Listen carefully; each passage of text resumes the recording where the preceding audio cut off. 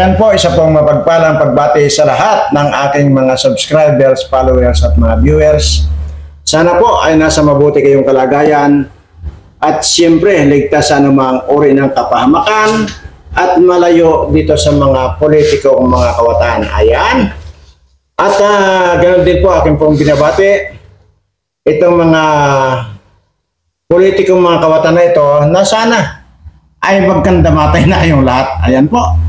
At sana nga po bukas makalawa ay matudas na kayong lahat ng hindi na kayo nakaka-contribute ng pahirap dito sa ating mga kababayan. Mahihirap na ang buhay, lalo nyo pang pinapahirapan na buwang-buwa ng ina nyo.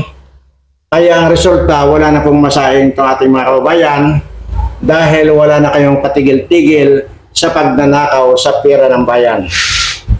At may napanood po ako kanina na yung press conference nitong si butanding na convicted dito na si Onggoy ay nag-intriga pa at yung tungkol doon sa boyfriend daw ni Mayor Alice Goo. At tingnan niyo itong mga hinayupak na ito, pati yan pag-aaksaya nila ng oras, yung boyfriend ng kung sino may boyfriend, yung ka-relasyon ng may ka-relasyon. Ano bang pakialam ninyo doon ng mga buwaka ng ina nyo? Lalo na ikaw, butanding kang Onggoy ka. Ano bang pakialam mo kung mag-boyfriend? Bakit? Wala bang karapatan mag-boyfriend yung isang tao? Si Mayor Alice Goo? Bakit ikaw ba pinapakialaman sa iyong mga naging babae? Ha? Yan ang problema sa inyo, mga hayop kayo. Pati yung pribadong buhay ng tao, pinakikialaman ninyo. Ang kakapal talaga ng pagmumukha nyo, mong hinayupak kayo. Diyan kayo nakapokus, palibasa, kinorsunadan nyo itong si Mayor Alice Goo. Pagka dito sa administration ito, pagka kinorsunada, tiyak yan, may kalalagyan ka. Kagaya nga, ang dami. Di ba? Tangina nyo. Wala kayong katigil-tigil sa pag-hearing dyan sa Senado na walang kakwenta-kwenta mga buwaka ng ina nyo. Di ba? Hindi ba kayo nag-iisip? Mga tarantado kayo. Kung may kasalanan, di-imbestigahan. Kung may kasalanan, i-demanda. Hindi ba't meron tayong korte? Bakit yan? Hindi naman korte ang Senado na para mag-imbestiga dyan. Ano yan? Investigador na rin ba kayo? Ang kakapal ng pagmukhaan yung mga animal kayo. Yan ang sinasabi ko. Diba? Pag nakorsunadahan ka sa gobyerno ng gobyernong ito, basag-basag ang kinabukasan mo. Tangina yun. Ba't hindi niya ipaabaya sa korte na doon sagutin ni Alice Goo yung kanyan, yung kaso niyan? Ha? Isa pala, lalo na yung sinasabi ko, ay ano naman ngayon, pakialam mo, butanding na convicted, kung boyfriend niya yung isang mayor dyan sa Norte, di ba? Wala ka rin pakialam doon. Personal na nila yan. Bakit mo pinakikialaman? Kung langaw nga, naglililibog. Kung butod nga, naglilibog. Di ba wala silang ginawa kundi magtsaktsakan sa Malacanang pagkatapos silang humigop ng siyabo. Di ba? Eh bakit hindi yan ang batikusin mo? Yung amo mong butod na yan. Tarantado. Yan ang batikusin mo. Kasi tanda-tanda na naglilibog pa. Ang ina nyo. Pakawalan yung kwenta. Wala akong kinakampihan dito. Hindi ko kinakampihan niya si Alice Goo. Hindi ko kilala yung mayor na yan, ang Bambang. Hindi ko kilala yan. Kung may kasalanan, ikulong. Kung may kasalanan, imbestigahan. Pero hindi na dyan sa Senado, kasi nga, ayo, mga bias kayo. Ipaubayan nyo na sa korte ang pag-iimbestiga at hindi yung kayo ang nag-iimbestiga dyan ng mga hayop kayo. Wala naman kayong mga alam. Kundi ang magmarites lang. Pakialaman ng buhay na may buhay. Yun ang alam ninyo. Sa bawat hearing ninyo, milyon-milyon ang ginagastos ninyo dyan sa pag-hearing na yan. Pero hindi nyo nakikita, napakarami nating mga kababayan ang walang masaing. Ang kakapal na rin pag lumukha yung hayop kayo. Diba? Sobrang kakapal. Pinaprotektahan ko ba? Kinakampihan ko ba si Alice Goo? Hindi. Kasi sabi ko lang kanina, hindi ko kilala yan, wala akong pakialam dyan. Pero ilagay nyo sa ayos. Kagaya niyan. Pinapalabas nyo na ganun kalaki ang pogo dyan sa Bamban Tarlac na yun ng mga utang anan nyo. Hindi ko alam kung mga bobo kayo, tanga o gago kayo eh. Pinapalabas nyo malaki ang pogo dyan. Para sabihin ko sa inyo, mga buwaka ng inan nyo, mga bobo kayo at mga sindikato kayo, mga pare-pareho kayo mga animal dyan sa Senado. Hoy, tingnan mo ito. Wala pa yan sa dulo ng kuko ng kalingkingan, kalaki, yung pogo dyan sa Bamban Tarlac, kumpara dyan sa Cavite. Yang Cavite, buong Cavite, pogo. Di ba? Kaya nga ibinulgar nga yan ni Persilapid dati. Sino nga ba yung protector dyan na binanggit niya? Binanggit ni Persilapid dyan. O, kinabukasan, binaril. O, ngayon. Kaya ko ba hindi mabanggit-banggit dito kung sino yung protector ng pogo dyan sa Cavite? Kasi natatakot din ako mabaril, kagaya ni Persilapid. Hindi. Ang sinasabi ni Persilapid, ang protector dyan si Remulla. Bakit hindi lang imbestigahan mo, Risa? Ikaw, gatsal yan. Kung mo ba pinaprotektahan ng isang sekretary ng justice ngayon, hindi nyo na mapasok-pasok, hindi nyo maimbestigahan.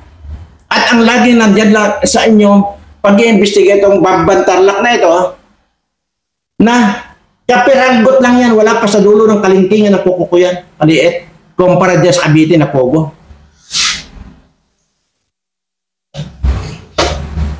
Kung talagang sabayan kayo, kung talagang makabayan kayo, mga hayop kayo, at kung nakakasira nga yung pogo na yan, ay di palayasin nyo rito. Kung yung mga in-check na yan, ng mga nakakuha ng mga residente na yan na Pilipinas, palayasin nyo. Isama nyo na rin yung mga taga-PSA na palayasin dito, ipasama nyo na dyan sa China. Napakadali lang naman ang solusyon ng problema. Bakit pinapalalaan yung mga buwaka ng ano yan? Tuloy, napapaghalata kayo talagang mga putang ina nyo ng mga pira kayo. Napapaghalata kayo. Kasimple-simple yan, hayop na yan. Napakasimple. Nakakasira pala sa atin dito ang pogo, di palayasin lahat yan. Pati yan nandiyan sa Cavite, huwag mong pag-iinitan ng Bamban. Huwag kayo nakakonsentrate niya sa Bamban pala. I-concentrate nyo rin, pati yan dyan sa Cavite, lahat ng pogo, i-concentrate nyo yan. Hindi yung selected kayo.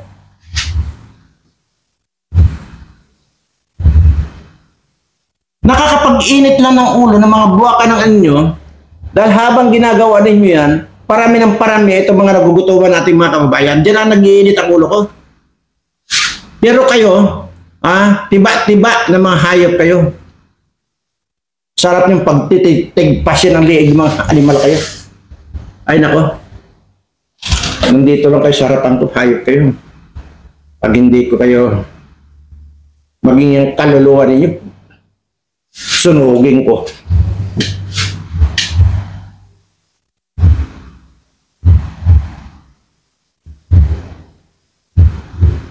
Matagal na ibinubulgar ni Persilapid yan. na ang protektor ng Pogo dyan sa Cavite ay niyang si Remulla. Bakit hindi nyo ngayon imbestigahan? Di para pare-parehas. Para patas kung mo ba Secretary ng Justice ayaw nyo imbestigahan? Ay, nako. Kaya kayong mga senador, kaya kayong mga kongresista, wala nang rumirespeto sa inyo dahil dyan sa mga ganyang pag-uugali ninyo. Kung nasaan yung kwarta ng mga animal, kayo nandoon kayo. Ha? Kahit pa tahasang harap-harapang galing sa pinagdakawan niyang inilalagay sa inyo, yung bribe ninyo, wala kayong kibo, basta tanggap lang kayo ng tanggap ng pera ng mga hayop kayo. Pero ito, ang apektado rito, itong mga kababayan ko na walang masayang. Mabuti na lang kahit paano nabibigyan natin ng kaunting pangsaing. Kahit paano kung hindi? Hindi magtitiis na lang sa gutom ng mga kababayan ko. Buha ka ng ina nyo. Sarap nyo nga pan talaga. Actually, kulang na yung mura sa inyo. Hindi na tatalab sa inyo yung mura. Dapat siguro sa inyo, pag gigigilitan na ng liig, yan ang tatalab siguro yung yung tipong nalagot na yung ngala-ngala ninyo. Yan ang pan. Pero mura, hindi na eh. Wala na, hindi na kayo tinatablan. Wala na. Talagang kumapit na yung kasing kapal ng talaba na pagmumukha ninyo dyan sa dugo ninyo. Kumapit na. Bullshit kayo.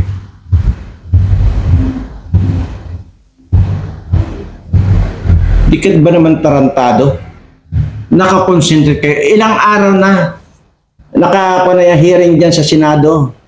Yan tungkol dyan sa Pogo dyan sa Tarlac. Milyon-milyon ang ginagastos nyo. Sa pag-hearing na yan. Ay maanong idimanda nyo lang ng idimanda yan, korte na ang magre-resolve niyan. Hindi kayo ng mga papogi lang kayo dyan, paganda. Kagaya ni Risa, magpapaganda. Kasi tatakbo raw ng presidente yan. Okay lang sana kung totoo ka maganda. Ay kaso ang problema sa iyo, mukhang bayawak kayo. Diba? Paano ka kahit anong sus ka, hindi kaya ng make-up yan mukha mo. Kahit pa make-upan ka ng make-up na pampatay yun, kasi makapal yun eh, yung yung mga make-up ng pampatay, yung minamasilyahan muna. Saka lalagyan ng mayroon tawag dyan eh, yung pinandidikit sa tiles. Kahit paanong gawing masilya yan sa mukha mo, wala nang pag-asa. Wala nang pag-asang gumanda ka. Mukhang bayawak ka pa rin. Kaya huwag ka na magpapaganda dyan sa Senado. Wala yan. Ito mga kababayan ko, ay grabe yung mga nagpupormahan ng mga kakandidato ngayong 2025. Nandiyan na. Naglalabasan na. Ang mga buwaka ng inang mga demonyo na mga matapos mangulimbat ng bilyon-bilyon, matapos pagnakawan ang pera ng ating bayan, ayan ngayon kakandidato na naman. See? Kaya yung sinasabi ko sa inyo mga kababayan ko, ni isa sa kanila wala na kayo iboboto. Huwag na. Ngayon, hayaan ninyo. Kung hindi na kayo bumoto at nanalo pa rin sila, hayaan ninyo. Alam na natin yan na ang nagpanalo din sa kanila, binayaran na nila yung Miro na yan. Dati ang binabayaran nila is Smartmatic, ngayon Miro. Hayaan ninyo, basta ang mahalaga doon, hindi na kayo nag-participate at hindi na kayo sumali sa butukan na yan. Kasi kalukuhan lang naman yan. Di ba? Kalukuhan lang. Wala kang makuhang totoo rito sa gobyernong ito, lalo na kung bangag. Wala na. May makukuha pa ba kayong totoo rito? Di makukuha nyo rito, di kuan. Puro higop. Shit. Ngayon, wala na. Huwag na kayo magpa-auto. Huwag yung mabigyan kayo ng 500, 1,000, natataranta na kayo, sasabihin nyo, ay, ang bait nitong si ganito. Ang bait nitong si Tambalos-los na ito. Huwag ganon. Ang sinasabi ko, tanggapin nyo ang pira. Kung maaari nga, pagkatapos yung matanggap yung pira, tiradorin rin nyo yung mga animal ng mga politikong yan. Kasi yan, dito ang gagawin namin. Hindi nga, instructed ko na itong mga mangyan dito. Hindi nga lang nila basta tatanggapin, hihingan pa ng hihingan eh. Pagkatapos yan, titiradorin lang mukha eh. Ng mga animal ng mga kandidatong to. Yan ang gagawin namin dito. Ilang libong tirador na yung ko rito. Pina-assemble ko ng mga tirador. Yung icon yan. Yung goma, tapos mayroong panang nagway na panang sanga ng kahoy. Saka doon ilalagay yun. Tapos ang pangbabala nila yung pinitpit na pako na may rosima. Yun ay kakawit doon. Yun tinatawag na Indian pana. Tirador. Para tamang-tama sa mga mata nila. Ayan ba namang ilang mangyan yan ang bibirado sa kanila? Edi kung dalawang pana dyan sa mata nila, edi uwi silang buta. O uwi silang bulag dyan sa Manila. Saka sabi ko, ang targetin pati nila yan, yung bunganga, yung dila. Para matusukan ng pana yung dila. Sa bagay kasi hindi na rin naman makakonte.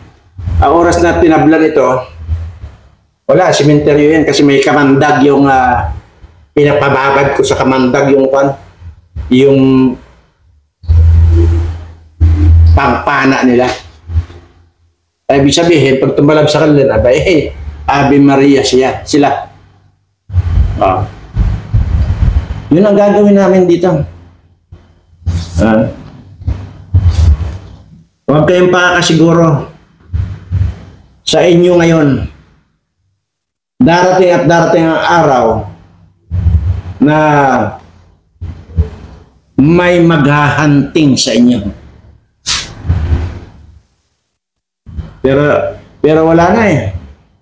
Hindi sapat yung ikulong kayo eh. Hindi rin sapat yung i-grinder kayo ng pinong-pino na kagaya ng giniling na baboy. Hindi sapat eh. At lalong hindi sapat yung basta ipakain na lang kayo sa buhaya. Wala na. Walang applicable sa inyo na para pagbayaran ninyo. Wala na. Pero mas maganda na rin naman yun na kahit pa paano ay buhay pa kayo, sinusunog na. Dahil dito sa talaga oras na may mahuli nga kami rito. Sabihin nyo na papatayin namin. Hindi. Kasi hindi naman kami mga kriminal. Sa mga taga Mindoro, hindi nga kriminal. Hindi namin papatayin. Kundi, bibili lang naman kami halimbawa yung kanyang kalahating drum na gasolina. Tapos, ilulublob namin kayo dyan sa gasolina na 1 drum. Sindihan lang naman namin. Hindi kayo papatayin. Hindi kayo mamamatay doon. Lapnos-lapnos lang. O di kaya fried chicken ang abutin ninyo. Parang kayong fried chicken. Yun. Tapos nandito nakaabang yung mga aso namin ng mga gutom. Siyempre, na-fried na kayo eh. Pagka hindi pa kayo fried, dito naman sa buhaya ko, rito sa basement ko, ilalagay kayo. Hindi namin kayo papatayin. Yun lang gagawin namin. Maraming option kami gagawin sa inyo, mga hayop kayo. Para lang malaman ninyo. Abuti na nagkakaintindihan tayo.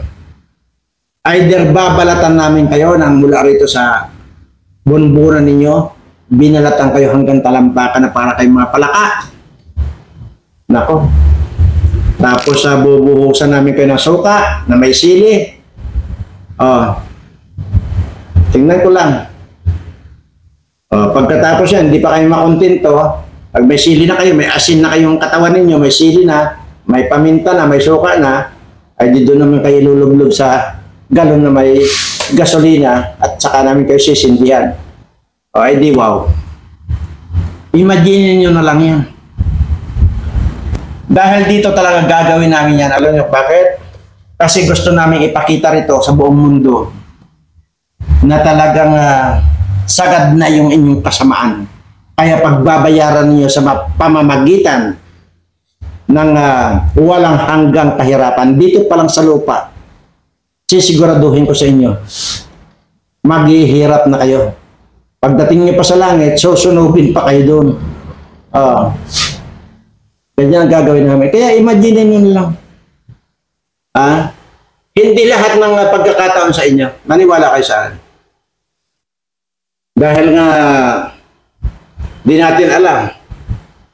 Pag ako nagkaroon ng kung sino man yung mananalong presidente, kasi nga, ang sinasabi ko, kakandidato ako, senador, para magkaroon ako ng access dyan sa mga opisina nitong mga kongresista na yan, at itong mga senador na rin, ng mga kawatan, at para mabigyan ko ng sobre, pag na-open nila yon, ay di, unti-unti nang masusunog yung mga organ nila o di kaya laman loob nila hanggang sa matudas na sila. Kaya lang parang malabo dahil parang tumigil yung subscribers na dating marami na. Isang araw nakaka 200 subscribers ako. Tayo. Pero ngayon napakadalang ng subscribers natin. So ibig sabihin, hindi nila gusto na pasukin ko ang politika. Okay yun. Walang problema yun. Hindi yun. Total, wala naman talaga akong ni sa pangarap ko, hindi ko pinangarap ang pasukin ang magiging politika na yan eh. Dahil alam ko nandiyan lahat ng kadimunyuhan. Pero dahil nga nandiyan sa misyon ko sana, ay kaya papasukin ko lang yan. Katunayan nga sinabi ko, 1 hanggang 2 buwan na ako manatili dyan. Pero, sige, wala na yun. Ang panong natin dito ngayon, doon sa mga susunod na presidente at nagkataon na mabigyan tayo ng kung ano diyan na posisyon na para ang tatanggapin ko lang naman posisyon ay yung para lipulin lahat yung mga kawatan eh. Yun lang. Wala na akong tatanggapin ibang posisyon. Sabihin, secretary o ba kung ano-ano diyan. Nako, hindi. Hindi ba wala sa bokabularyo ko tumanggap ng anumang posisyon na yung sasabihin na mga kung ano-ano diyan. Hindi. Ang posisyon na tatanggapin ko yung lilipol sa mga animal at mga kawatan ng mga politikong nandiyan na. Yan ang posisyon na tatanggapin ko. Kung maaari nga lang, ma-issuehan ako ng license to kill eh. Dahil at least kung may license to kill ako, mayroon akong police power, adi napakadaling pugutan ng mga pugutan yung mga animal, tapos isabit yung mga ulo nila sa kalsada, sa EDSA. Tapos isa-isa sabihin doon, itong bungo na ito ay nagnakaw ng bilyon-bilyon na ito. Ay marami itong siguraduhin ko sa inyo. Marami yung mga ulong sasabit niya sa EDSA. At yun ang lalagyan natin ng tag na kung ilang bilyon ang ninakaw niya. Maaari nga buong pamilya na eh. Mayroon na akong target. Nandito. Nandito lahat sa lihat. Ito, kung gaano kakapal itong ito? Ito? Gaano kakapal ito? Nandito lahat ng mga listahan ng mga pangalan nito mo ito. Siyempre, ayaw kong ipakita dyan dahil makikita agad.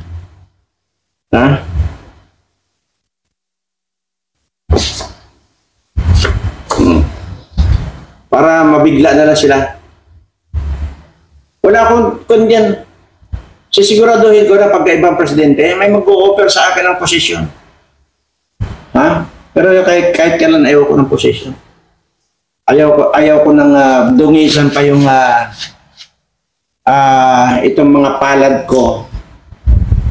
Tingnan nyo naman, mamula-mula yan. Ibig sabihin, napakalinis ng palad na yan. Pero, kayang pumugot ng ulo nito ng mga kawatan.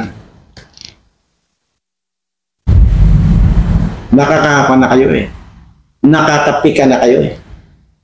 Basta imagine nyo lang yung pwedeng mangyari sa inyo. Yan ang mangyayari. Maniwala kayo sa akin. Pag hindi kayo nalitson na para kayong ayaw ko na lang. Wala nang pwedeng gawin sa inyo.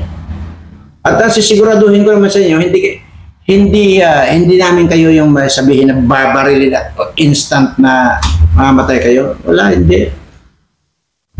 Yung tipong isang buwan kayo na talagang hindi maipintay ang mukha nyo, isang buwan kayo na talagang hirap na hanggang sa malagutan na kayo ng hininga. Saan kayo pupunta? Di ba kayo malalagutan ng hininga pagkatapos mabalatan kayo, tapos ubuhusan ng suka na may asin at saka lalagyan ng suka, bawang, sili. Pag hindi kayo, yan pa lang, iwan ko na lang. Pag hindi nyo pinagsisihan yung araw na kapanganakan ninyo. Anyway, at sinasabi ko lang ito, pero makikita nyo yan balang araw. Sisiguraduhin ko sa inyo. Makikita at makikita. Nandito naman yung listahan ng mga kawatan. Hindi na mababago ito. Kaya nakatatak na yan dito. Total, meron pa akong 24 years. After December, meron pa akong 24 years na mabuhay sa mundong ito. Ako ang nagtatakda ng kapalaran ko. Hindi kayo. Kaya alam ko na 24 years na lang yung itatagal ko sa mundong ito. At yung 24 years na yon, gusto ko masiguro na maging abo kayong lahat ng mga kawatan kayo. Yan ang gusto kong siguraduhin sa inyo. Dahil hanggat nandiyan kayo nabubuhay, mana-mana na lang yan. Wala nang katapusan ang kahirapan sa Pilipinas. Wala nang hindi nang kailanman maiangat ang buhay nitong aking mga kababayan. Mananatili na lang silang mahirap, mananatili na lang silang nagtitiis ng kagutuman. Kapag hindi ko nilipol ang lahat ito mga ito. Wala namang gagawa nito eh. Sino ang gagawa? Sa nakikita ko yung mga pumaporma, yung mga pumaporma dyan nakakandidato, wala eh. Okay, yung mga kwan, yung atin, i-mention ko na, kagaya ni Navic Rodriguez na yan, si Glenn Chong na yan, okay yan sila. Sila naman pagdating sa batas, titiyakin ko naman ito, si Glenn Chong na ito, Atty. Glenn Chong, Atty. Rodriguez, pananagutin nila sa batas yung mga kawatan na yan. Pero ako, iba, at iba naman ang kwan ko, sila doon sila sa batas sila sa sandal. Ako naman, sa batas liberana ako sa sandal. Ganun lang. Ay, manginig na kayo mong hype. Anyway, mula po dito sa aking kinaroroonan, na kung saan ay napapaligiran ako ng mga wag na lang, ayaw ko na. Basta po, sa lahat po ng mga subscribers, followers at mga viewers ko, at dito po sa mga bago nag-subscribe, maraming salamat po sa inyo at darating po, sabi ko, ang araw na makikita ninyo itong mga dinadaldal ko ito, magkakatotoo lahat. Lahat po yan makikita nyo ng personal, lalo na kung makita nyo nakabidyo na tinatalupan ko na itong mga animal ng mga kawatang ito. Maraming salamat po at mahal na mahal ko po kayong lahat.